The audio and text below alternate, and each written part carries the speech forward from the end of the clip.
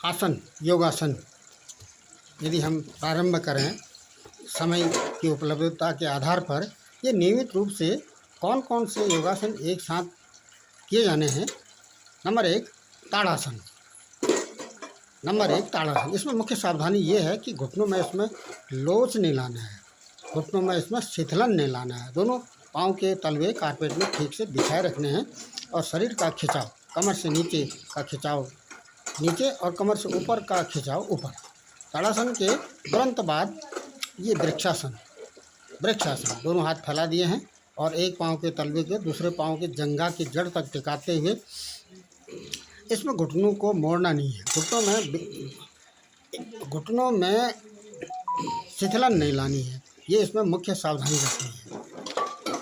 ताड़ासन के तुरंत बाद जब हम योगासनों की स्थिति में जा रहे हैं तो इस तरह से ये दोनों पाँव से किया जाना है। एक पाँव से करने के बाद फिर इसको दूसरे पाँव से भी इसकी पुनरावृत्ति की जानी है। इसमें भी वही सावधानी रखें, घुटने इसमें मोड़ने नहीं है।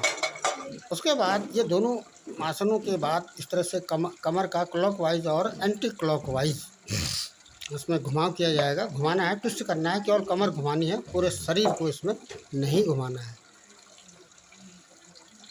ताड़ासन और वृक्षासन के बाद तीसरे नंबर का जो योगासन हम करेंगे ये सूर्य नमस्कार है। सूर्य नमस्कार जैसा कि जब हम एक पाँव आगे करते हैं एक पाँव पीछे करते हैं, यहाँ पर कुछ विशेष सावधानियाँ ही कही जा रही हैं और जैसा कि दैनिक रूप से भी इनको किया जाता है, फिर भी कुछ न कुछ सावधानियाँ शेष रह जाती हैं। इसमें सांस का जो वायु है, सांस जो हम फेफड़ों में लेते हैं, इंस्पिरेशन और एक्सपिरेशन का ध्यान रखना है। जब हम झुकते हैं तो पेट की हवा बाहर निकाल देनी है। और उसके बाद फिर ये दंडासन की विभिन्न स्थितियां हैं, जैसा कि 7 दंडासन में 7 प्रकार के आसन इसमें सम्मिलित किए गए हैं। ये दोनों पाँव घुटनों को कारपेट में रोकते हुए घुटने से नीचे वाला जो हिस्सा है उसको अप डाउन किया जाना है। और इसको पाँव फैला कर भी जब हम नीचे से जब हम घुटने फैला रहे हैं तो ये बीच में पाँव के तलवों को मिलाकर भी अप डाउन करना है। ये कारपेट में मिलाने का प्रयास करना है। ये झटके से नहीं करना है, इसको धीरे धीरे इसको कारपेट में मिलाना है। इसके तुरंत बाद हाथ के पंजों को कारपेट में रोकते हुए अप डाउन करना है और हाथ से पाँव के एड़ी या इसके टार्सल्स को पकड़कर कमर से ऊपर उठने का प्रयास करना है। और उसके बाद यहाँ पर फिर हाथों की अंगुलियों को भी इसमें मोड़ना है और संकुचन शिथिलन इसमें मोड़ कर इसमें किया जाना है। ये दंडासन की विभिन्न स्थितियां हैं। और ये उसके बाद फिर दोनों हाथ के पंजों को कारपेट में रोकना है, कमर से के बल पर खड़े रोकना है। और उसके बाद वही स्थिति दाएं और बाएं रुकेंगे और उसके दोनों हाथों के पंजों को कारपेट में अंगुलियों को एक दूसरे के अंदर फंसाते हुए केवल कमर ऊपर अप डाउन होगा, पूरा शरीर अप डाउन नहीं होगा। और यहाँ पर ये दंडासन की स्थिति के बाद तुरंत बाद फिर हम इस तरह से एक पाँव जब हम आगे करते हैं तो माथे को घुटने में जब हम मिला रहे हैं तो पेट की हवा बाहर आ जानी है। ये सावधानी इसमें रखनी है, पेट की हवा इसमें बाहर आ जानी है। दंता नसतु कौमारी कंठ देशे तु चंडिका घंटिका घंटिकाम चित्रघंटा च महामाया च तालुकी कामाक्षी चिबगम सर्वमंगला गिरवायाम भद्रकाली पृष्ठवंशे धनुर्धरी नीलग्रीवा वैरकंठे नलिकाम नल कुबरी स्कंदी हो वज्र धारणी। ये उत्सासन की स्थिति है। उत्सासन की स्थिति में एक सावधानी इसमें प्रमुख रूप से यह रखनी है कि इसको उल्टा धनुष बनाना है। हाथ के पंजों से पाँव की अंगुलियों को पकड़कर जब हम बैक साइड में झुकते हैं तो इसमें उल्टा धनुष की स्थिति बन जानी चाहिए। ये उत्सासन के तुरंत बाद ये जितने भी आसन हैं ये काफ़ी एक्टिव मोड में किए जाने हैं। ये सिंहासन जैसा कि हाथ के पंजों को अंदर हमने कर दिया है, दोनों पाँव के घुटने काफ़ी डिस्टेंस में है और गले से हम ट्रेकिया से एपिग्लोटिस से आवाज़ निकालते हुए और गर्जना के साथ आवाज़ बाहर निकालते हुए इसमें हम जीभ को भी बाहर निकालकर इसमें हवा का आदान प्रदान करते हैं। इस सिंहासन का दूसरा स्टेप भी हमने करना है। इसमें भी हमने जीभ को बाहर निकाल कर गर्जना के साथ आवाज़ बाहर निकालें। ये मंडूकासन की स्थिति है।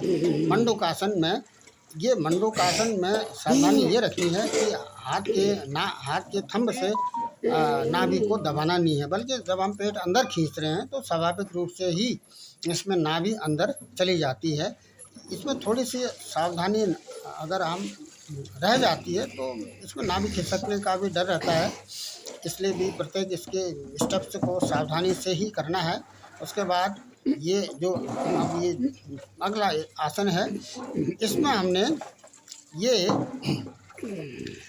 जब हम इस आसन में जाते हैं तो इसमें गर्दन और सर और कंधे कारपेट में मिले हुए हैं। ये कछुए से है, कछुए से संबंधित की आकृति का आसन बनाना है। इसमें कूर्म में भी इसको कहते हैं, या शशक भी इसको कहा जा सकता है। इसके बाद ये गोमुख आसन में भी एक प्रमुख सावधानी ये रखनी है कि इसमें हाथ जो हम एक हाथ को हमने ऊपर किया है, ये कान में इसको स्पर्श नहीं कराना है। कान से इसको डिस्टेंस में रखते हुए ही इस आसन में जाना है। और कमर के ऊपर वाला हिस्सा तो स्ट्रेट रहेगा, सीधा रहेगा, उसमें झुकाव नहीं करना है। ये दोनों पाँव से यह गोमुख आसन किया जाना है। ये दोनों स्थितियों में हमने हाथ पहले ही पीछे कंधे के नज़दीक लाकर दूसरे हाथ से हाथ के पंजों को पकड़ना है।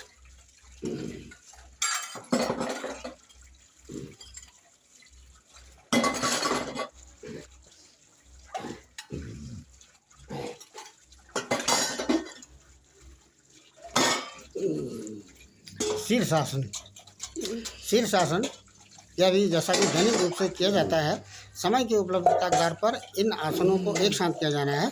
तो शीर्षासन में मुख्य सावधानी ये रखनी है कि सर का जो स्पर्श है हाथ की अंगुलियों में नहीं करना, थोड़ा डिस्टेंस में रखना है। हाथ की अंगुलियों को सर का जो टिकाव हमने किया है कारपेट में, उसमें दबाना नहीं है।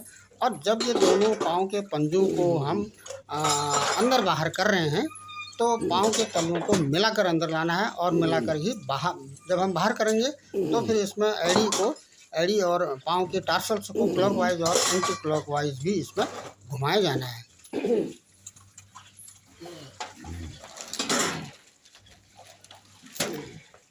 शीर्षासन के तुरंत बाद हमने अंगद वाला जो आसन है उसमें जाना है। दोनों इसमें एक पाँव के घुटना आगे बढ़ा है, एक घुटना पीछे है, तो दोनों पाँव के जो तलवे हैं ऐसी स्थिति में कारपेट में ठीक से रुके हुए होने चाहिए। जब योगासन हमारे हो जाते हैं समय के आधार पर जितने भी हम करना चाह रहे हैं, उसके तुरंत बाद प्राणायाम का भी होना ज़रूरी है। जैसे अनुलोम विलोम है, भस्त्रिका है और कपालभाति। इसमें जब हम पेट अंदर दबा रहे हैं तो इंडिकेशन केवल हाथ का इंडिकेशन ही देना है, हाथ से इसको पकड़कर नहीं घुमाना है। इस तरह से जब हम हाथ रख रहे हैं नाभि के नज़दीक तो एक कटोरे नुमा आकृति बन जाएगी पेट की, स्टमक की, और उसके बाद फिर हमने उसको अंदर बाहर करना है। इसमें इस तरह से पेट को अंदर बाहर किया जाना है।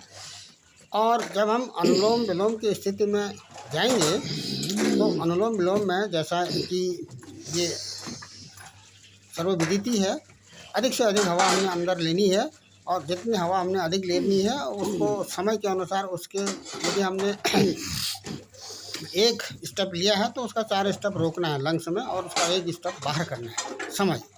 समय का इसका ध्यान ये नहीं कि हमने जितनी हवा ले रखी है उसका 4 गुना